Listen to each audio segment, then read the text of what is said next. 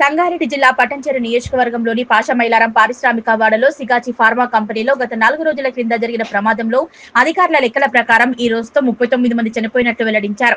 ఇంకా శిథిలాలను తొలగించే కార్యక్రమం కొనసాగుతోంది. శిథిలాల కింద కాలిన చేతులు, ఎముకలు దొరుకుతున్నట్లు సమాచారం. ఈ ఎముకలను DNA పరీక్షల నిమిత్తం ప్రభుత్వ ఏరియా ఆసుపత్రిలో భద్రపరిచినట్లు తెలిపారు.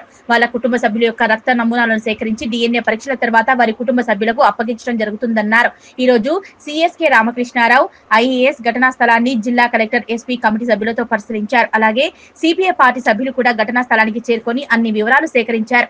ఈ కార్యక్రమంలో పార్టీ రాష్ట్ర కార్యదర్శి కొన్నమనేని సాంబశివరావు, MLC నెల్లికంటి సత్యం, రాష్ట్ర కార్యవర్గ సభ్యులు ET Narasimha, CPI party Sangareddy జిల్లా కార్యదర్శి సయ్యద్ జలాలుద్దీన్, V ప్రకాశ్రావు పాల్గొన్నారు.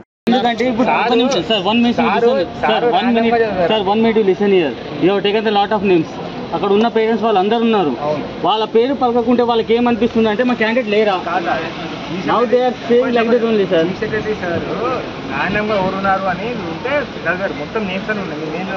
ఒక్కసారి ఆ లిస్ట్ చెప్పండి సార్. ఇక్కడ ఉన్న వాళ్ళని వింటారు, వాళ్ళ క్లారిటీ అని వస్తుంది కదా సార్ వాళ్ళకి. ఎందుకంటే వాళ్ళు ఇప్పుడు పేరెంట్స్ వాళ్ళు వచ్చి 3 రోజుల నుంచి ప్రతి ఒక్క నేమ్ రాసుకొని ఫాలో అప్ చేస్తున్నారు.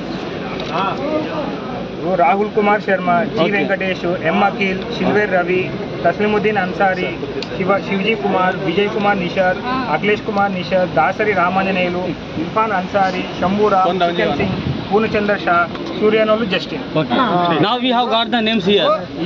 ఈ నేమ్స్ మేము ఫాలో అప్ చేస్తాం. సార్ ఏంటంటే సార్ అన్ని ర్యాండమ్ గా అడుగుతున్నారు. మీరు చెప్పింది నేను అర్థం చేసుకున్నాను సార్. వాళ్ళు పొద్దున్న నుంచి 3-4 రోజుల నుంచి కూర్చొని వాళ్ళ పేరు రాకపోతే వాళ్ళకి ఎంత ప్రాణం జల్లుమంటుంది వాళ్ళకి. ఒక తల్లిదండ్రులు మేము ఉన్న మా ఏజ్ లో ఉన్నా మేము బాధపడతాం, కానీ పేరెంట్స్ మాత్రం తట్టుకోలేరు. ఏ పేరెంట్స్ నా తల్లిదండ్రులైనా నేను కూడా ఒక 2 hours లేట్ రావడం వలన నేను బతికినా, లేకుంటే నాది కూడా ఒక బొక్కు కూడా దొరికేది కదా సార్.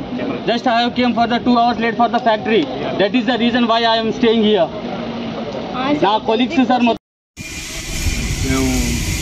ఈ దురదృష్టకరమైన ఘటన జరిగినప్పుడు ఢిల్లీలో ఉండటం వలన ఇమ్మీడియట్గా రాలేకపోయాం.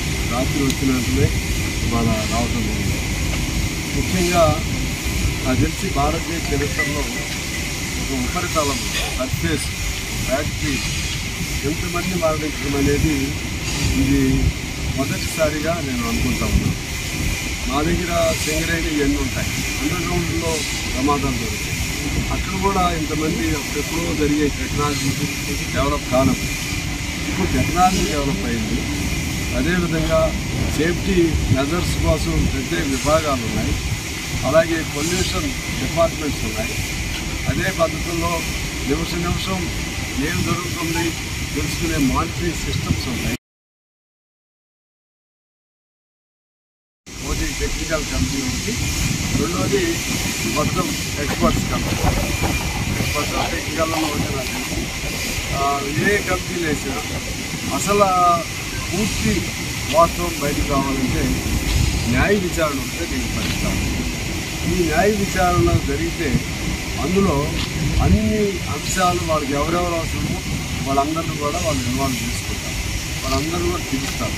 పిలిచి తద్వారా భవిష్యత్తులో ఇటువంటి ఘటనలు జరగకుండా మనకు ఉపయోగంగా ఉంటుంది. ముఖ్యంగా ఈ పటాన్ చెరువు అనేది ఈ ఫార్మా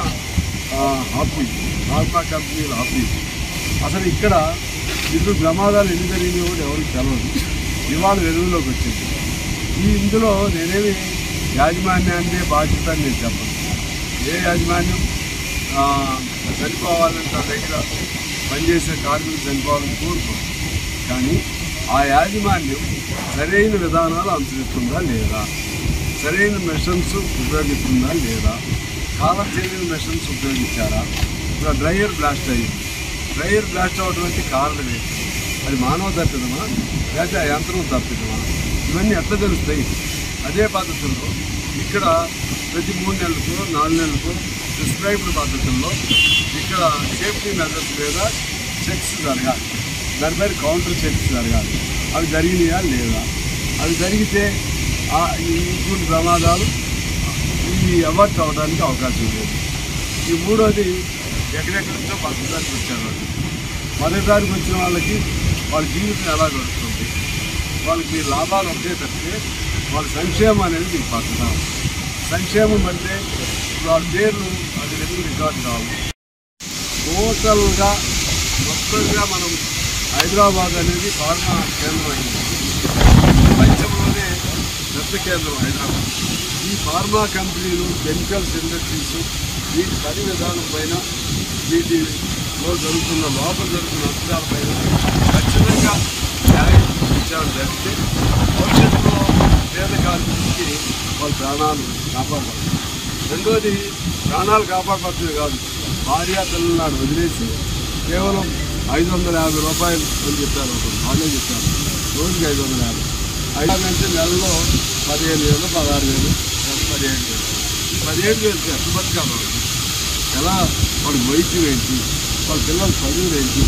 ఈ పైన చాలా మాటలు చెప్తున్నారు, దేశంలో పేదలకు లేదు. వీళ్ళందరూ పేదవాళ్ళు లెక్క కాదు, వాళ్ళ లెక్కలు. ఇటువంటి అన్యాయమైన పరిస్థితుల్లో ఇక్కడ ఇవాళ ఘటన జరిగింది కాబట్టి తెలిసింది. ఇటువంటి అన్ని చోట్ల జరుగుతున్నాయి.